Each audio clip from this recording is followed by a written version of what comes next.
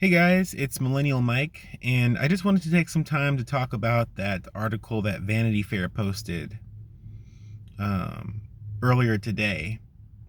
And I'm not sure if any of you guys have gotten an opportunity to read it yet. I know that on Twitter, which I'm still stalking, I stalk the RT Snyder Cut page to kind of get updates on the community and all of that.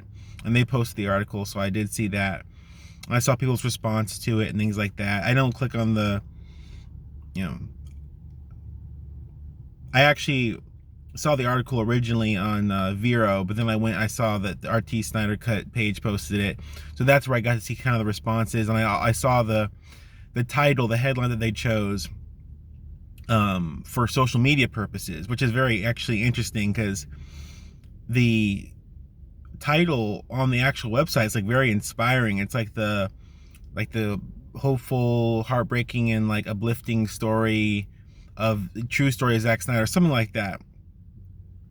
But then on social media it says like the headline that they use is, the movie bombs, fans got toxic, but then the movie came out or something amazing happened or something like that. I mean, it's kind of like they say one positive thing, but it's like kind of apologetic sort of on social media, which is very, very interesting. I think that and isn't it so interesting that when you when someone else shares an article on like Vero, for instance, you're seeing how different your experience can be.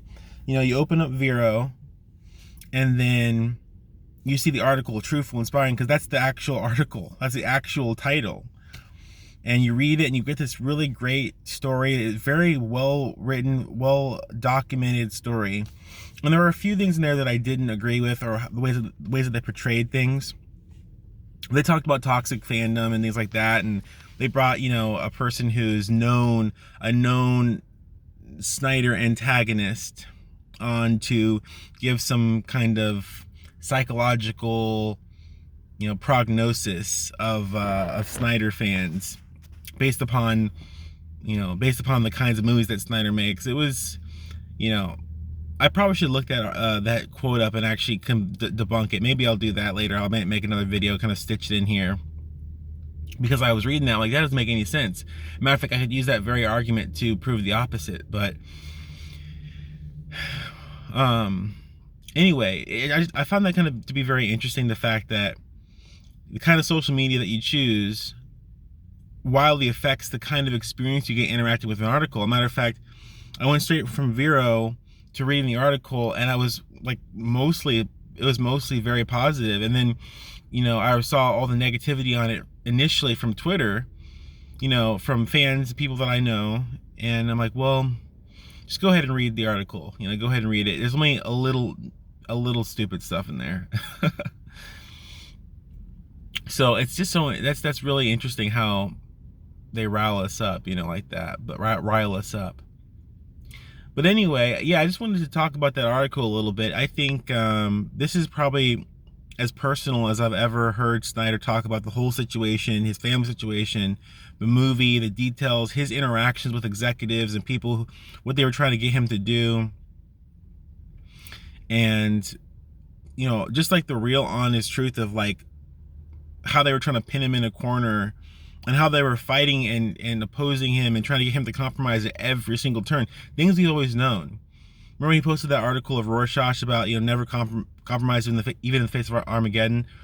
Like, I almost feel as though maybe some of the things, the quotes in this article coincided with when he posted that, or the reason why he posted it. And especially if you've been in this, I won't call it a fandom, because I think that it's more than that. Fandom doesn't have, sometimes it can coincide, but it doesn't always coincide with people who share similar values. And I do think that a lot of people who are in the Snyder Cut community share a lot of similar values, maybe more so than others, in regards to you know, altruism and helping, you know, other people. Mostly, you know, Snyder and his family. That's a big impetus for why a lot of people in this community are doing, you know, what they're doing. What was I getting at? But I think that, you know, I was talking about the article. Maybe I kind of lost where I was going with that, but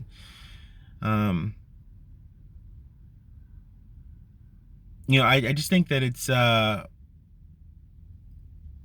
forgot what I was talking about. Jeez. Well, let's talk about something else. Let's talk about the like the negativity surrounding the community. I think that's what I was talking about, but maybe I forgot where I was going with that. You know, I think that that's going to be something. And here's where I was going. We keep getting vindicated at every time more information comes out. We keep getting vindicated in a lot of ways. We keep getting proven more true and more sincere every time more information comes out. And, you know, it's really just great to see. For my own personal purposes, I'm really happy that, you know, that we're getting to see this, because, you know, I don't really feel like I need to go and rub it in other people's faces, you know. That's not the purpose of, you know, of why this makes me happy. You know, I really just wanted to know, I want other people to know that, hey, you know, there's a really good reason why this movie, maybe more so than others, or especially, deserved to get released in the way that it was meant to. And that why the things that are happening with this movie are also, you know, emblematic of a larger situation, a larger atmosphere in the movie making industry. And why I can say this as a moviegoer and as someone who has two eyes and can observe the situation and observe what I see and put, you know, 2 + 2 together, 1 + 2 together. I forgot how that term goes. I'm bad with some phrases. You know, these are things that I say not just because I didn't get a movie that I wanted, but it's because I have a certain level of insight based upon how closely I've been looking at these situations. And I have a decent intuition. I'm able to put it together. So it's good for my own kind of like sanity sometimes that this stuff comes out, and it does really give me a certain level of self-assuredness, which I'm really glad. Also, in regards to Zack Snyder and his, you know, struggle going along with everything, just personally for him, you know, it's really good to see that there's someone in this atmosphere who has so much integrity. We use that word so much when it comes to these movies, and I think a lot of people mean different things when they say it, but integrity, I think, is most clear when there's some kind of conflict or opposition, some reason to break your integrity. And so that's why whenever we talk about, you know, keeping your integrity, it always has to do with, you know, usually Warner Brothers executives or, you know, someone of that nature trying to compromise someone's vision. And there's always, along with that comes some pushback from the creator. You know, it's like, especially when it comes to creative integrity in these movies particularly, which, you know, there are other movies too that I think we should care more also about when it comes to creative integrity. But unfortunately, comic book movies have always taken the spotlight, which, you know, that's a whole nother video. I'd like to talk about maybe upholding creative integrity in all movies of any budget, of any size, theme, or whatever. I want to talk about that one of these days. And I hope that this opens up more of our eyes to those movies too, because I think those movies are also very important. It's not just the blockbuster movies, which I love. That's why I've been fighting for a blockbuster movie for the past 4 years. But the reason why I'm saying all this is because I think going forward with the DC franchise, which I'm honestly not too concerned about. Honestly, if Justice League comes out and they don't make a sequel to it, I'll be fine. I think Zack will be fine. I think that this is more than he could have ever asked for. And that also has to do with my integrity, because if he's not going to put himself in a position where he's going to have to give up more integrity than he's willing to do.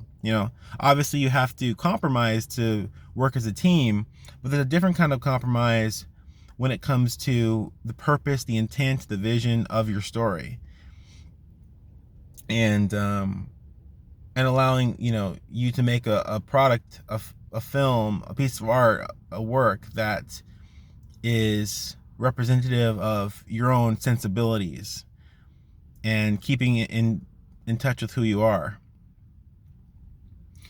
So going forward with the DC universe, and I've kind of bumped heads with other people in the community, and maybe also the fandom, DC fandom that is, that feel as though all creators are as bullish and as they care as much about their own creative integrity as Snyder does, which they don't have to. But even more importantly, they don't. Like, they aren't. Not all creators are that way, and that's fine. Like I said, they don't have to. But seeing these other films, I don't think I personally really want to support it. Not because, I don't believe in creative integrity, but I just don't believe that all creators care as much about integrity. And tying that back in with the article, Zack Snyder said, I'm more willing to allow this movie to be this magical unicorn and for it to be that way for all eternity than to release a film in its raw form. So that way you can feel like you did the right thing, use it as some, kind of like hero stats for you. Oh, we did the right thing, Warner Bros., that's how we are, which they're not. They're snakes. And then they can bash the movie for being, garbage because it wasn't finished. Oh, see, it wasn't that great anyway. And there's one other reason I kind of forgot, but it basically had to do with the narrative would be perfect for Warner Brothers, and it'd be the worst for Snyder. And he gave up his own paycheck for doing all this work because that gave him more ability to call the shot, to make the executive decisions on what he wanted to do. So it just, that's the level of integrity. That's the reason why we feel as passionately as we do about Snyder's work, is because he's willing to do those things. He will not compromise his vision. He won't do it. And after you've heard and you've seen all the things he's gone through, reading this article, you just know it. So I can't pretend like I'm even an iota as passionate about any of these other DC films from these other filmmakers, because I just know that they don't care about their own integrity as much as he does. And a lot of them are willing to work with Jeff Johns, who we know has been instrumental in attempting to compromise Zack Snyder and his integrity into these films. So I just hope that, maybe other people in the community who are watching this video just think about that. I think that we have the ability to uphold not just creative integrity for all creators, but more importantly, to hold up creators that have integrity themselves. That's where I think we need to do. And I hope that, we can make an assessment on each case before we all, start, being like, oh, this movie, it's going to be so great. Flashpoint, it's going to, tie with the Snyderverse, and it's going to be so great. We all DC fans need to go see this. This is a necessary thing we need to do. Maybe we should just think about all the factors that are involved and how much people of integrity are involved in this work and how much they care about it, and reassess that. Obviously everyone's gonna make their own decision based on their own sensibilities, and people just want to watch movies, have a fun time. They might not care that much about about anything else, which is fine. I'm not gonna pretend like when I went to go see Monster Hunter in theaters twice that I cared about creative integrity. Although I would argue that Paul W.S. Anderson actually had more creative integrity in that film than most comic book movies do. But maybe we can talk about that in another video.